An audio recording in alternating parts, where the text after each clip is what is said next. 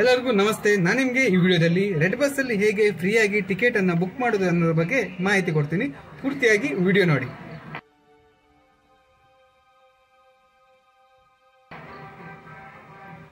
Okay, ಈ ಮೊದಲದಾಗಿ ನಿಮ್ಮಲ್ಲಿ red bus application ಅನ್ನು ಡೌನ್ಲೋಡ್ ಮಾಡ್ಕೊಳ್ಬೇಕು. ಅನಂತರ ಲಾಗಿನ್ ಮಾಡ್ಕೊಳ್ಬೇಕಾಗತ್ತೆ. ಸೊ ಲಾಗಿನ್ ಮಾಡ್ಕೊಂಡ್ಮೇಲೆ ನೀವೇನು ಮಾಡ್ಬೇಕಂತ ಹೇಳಿದ್ರೆ ಟ್ರಿಪ್ ರಿವಾರ್ಡ್ ಅಂತ ಒಂದು ಆಪ್ಷನ್ ಇರುತ್ತೆ. ಸೊ ಅದನ್ನೇ ಕ್ಲಿಕ್ ಮಾಡ್ಕೊಳ್ಬೇಕು. ಸೊ ಕ್ಲಿಕ್ ಮಾಡ್ಕೊಂಡ್ಮೇಲೆ ಏನಾಗುತ್ತೆ ಅಂತ ಹೇಳಿದ್ರೆ ಸೊ ವೆರೈಟೀಸ್ ಆಫ್ ಟಾಸ್ಕ್ ಬರುತ್ತೆ ನಿಮಗೆ. ಸೊ ಟ್ರಿಪ್ 1, ಟ್ರಿಪ್ 2, ಟ್ರಿಪ್ 3 ಹಾಗೆ ಟ್ರಿಪ್ 4 ಅಂತ ಟಾಸ್ಕ್ ಬರುತ್ತೆ.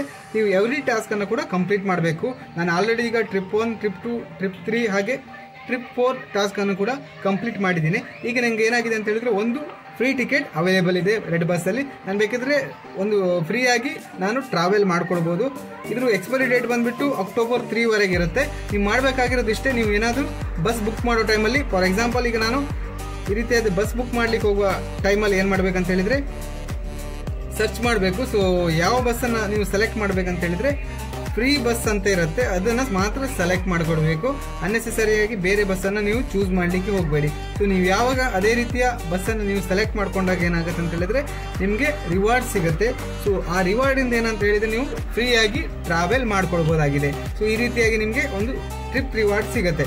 So thank you. ಈ ವಿಡಿಯೋ ನಿಮ್ಗೆ ಇಷ್ಟ ಆಗಿದ್ರೆ ತಪ್ಪದೆ ನಮ್ಮ ಯೂಟ್ಯೂಬ್ ಚಾನಲನ್ನು ಸಬ್ಸ್ಕ್ರೈಬ್ ಮಾಡಿ, ಹಾಗೆ ಈ ವಿಡಿಯೋನ ತಪ್ಪದೆ ಶೇರ್ ಮಾಡಿ. Thank you.